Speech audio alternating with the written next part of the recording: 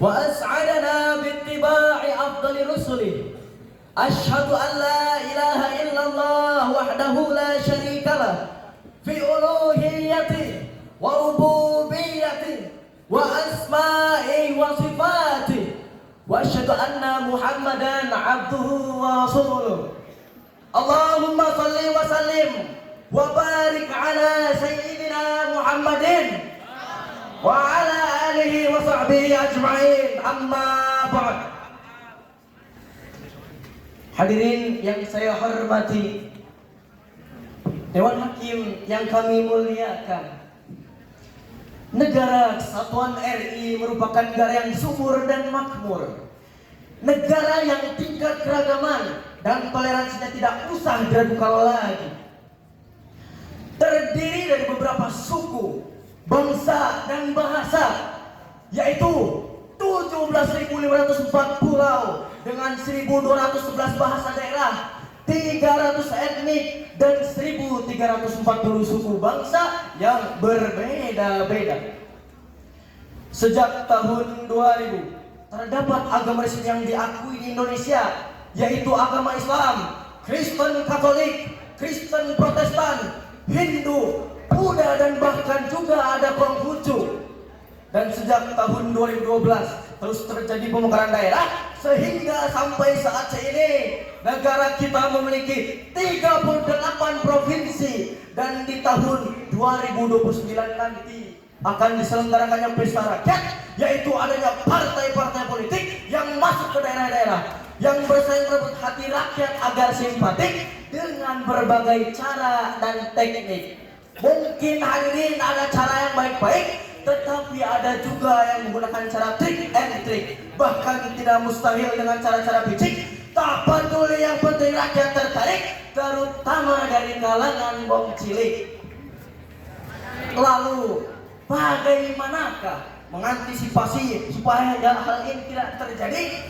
Oleh sebab itu, pada kesempatan kali ini saya akan mencoba menjawab dan memberikan suatu gambaran tentang toleransi sebagai wadah untuk merawat keberagaman. Berdirinya saya di sini, saya akan membawakan sebuah pidato dengan judul Merawat Keberagaman dengan Bertoleransi, dengan landasan firman Allah Al-Quran surat Al-Hujurat ayat 13. A'udzu billahi minasy syaithanir rajim. Bismillahirrahmanirrahim. Ya ayyuhan nasu inna khalaqnakum min dzakarin wa untha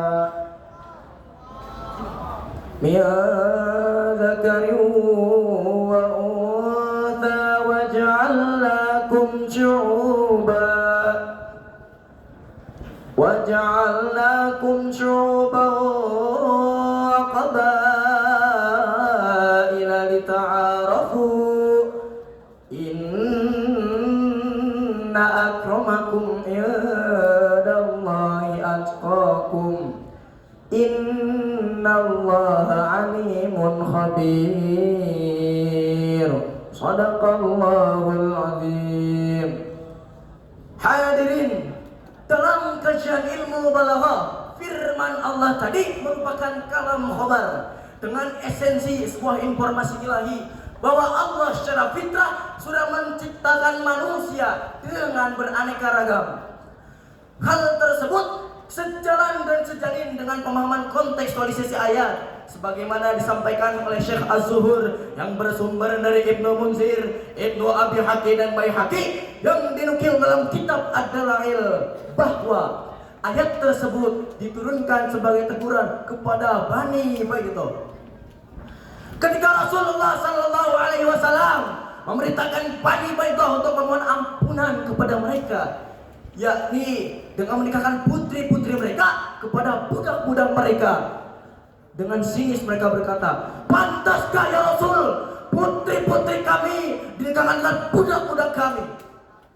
Pada saat itulah Allah Subhanahu wa taala menurunkan ayat ini bahwasannya diciptakannya manusia berbeda suku dan bangsa, terdiri dari laki-laki dan perempuan, tidak lain dan tidak bukan hanya dengan tujuan lita'arafu ay khalaqnakum kadzalika ya'rifu ba'dukum ba'dha.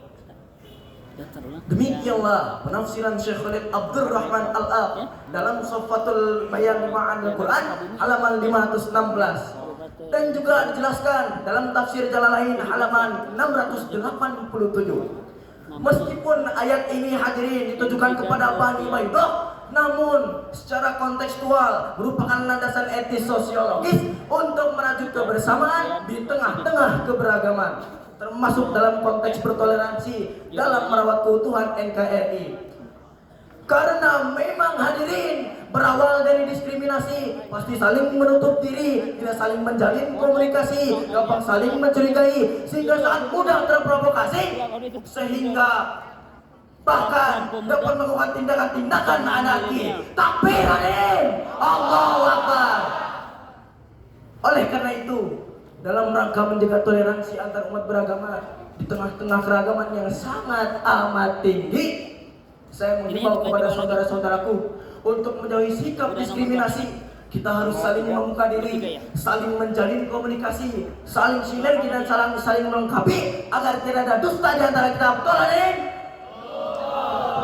Realita berbicara hanya gara-gara berbeda bendera, berbeda organisasi dan berbeda partai politik, rakyat kita gampang saling mencaci maki. Gara-gara berbeda suku bangsa, etnis kita mudah terprovokasi. Gara-gara berbeda pilihan, kita jadi saling bermusuhan. Dan bahkan hanya gara-gara berbeda pemahaman dalam mendukung satu golongan, kita jadi saling tendang, pantai, dan bahkan saling bunuh-membunuh satu sama lainnya. Na'udzubillah, na'udzubillah. Bukankah Rasulullah Sallallahu Alaihi Wasallam pernah bersabda dengan tegas mengingatkan, laisa minna man da'a ila asobiyah, wa laisa minna man qatala ala asobiyah, wa laisa minna man mata ala asobiyah. Kata Rasul, bukan termasuk umatku orang yang menyeru kepada fanatisme golongan, dan bukan pula termasuk umatku orang yang berperang karena fanatisme golongan, dan bukan pula termasuk umatku orang yang mati karena fanatisme golongannya.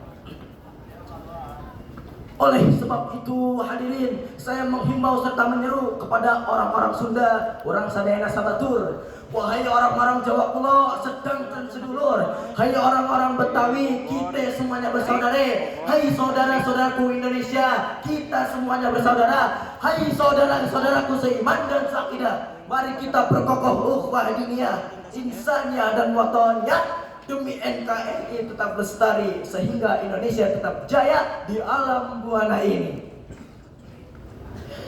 Jika sikap seperti ini kita aplikasikan, maka keragaman bukanlah sebuah ancaman hadirin, melainkan sebagai berkat persatuan dan kesatuan dalam mengaplikasikan toleransi yang akan mendapat balasan dari Allah Subhanahu wa taala, yaitu berupa ampunan dan pahala yang sangat amat besar.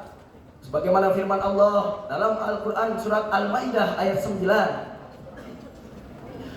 Bismillahirrahmanirrahim. Wa'adallahu alladhina amanu wa aminu salihati lahum maghfiratun wa ajrun azim. Sadaqallahul azim. Hadirin, dengan berakhirnya kalam ilahi tadi, uraian tadi dapat kita simpulkan bahwa perbedaan dan keragaman merupakan fitrah sekaligus rahmat dari Allah Subhanahu wa taala bagi negara kita. Atas keragaman itu kita nikmati, kita syukuri, kita jalani dengan sedikit membuka diri, saling menjalin komunikasi dan silaturahmi dalam bertoleransi. Itulah salah satu bukti hadirin bahwa kita merawat NKRI dengan sepenuh hati. Semoga Allah tetap memberkati. Amin ya rabbal alamin. Sebelum saya tutup, saya ada pantun. Jauh cakep ya. Walaupun banyak pemuda, hanya satu yang di hati. Walaupun kita berbeda, NKRI harga mati. Kiranya hanya ini yang dapat saya sampaikan. Segala kesalahan maupun kekilapan mohon sangat untuk dimaafkan. Akhirul kalam, wabillahi taufiq wal hidayah, wa ridha wal inayah. Wassalam.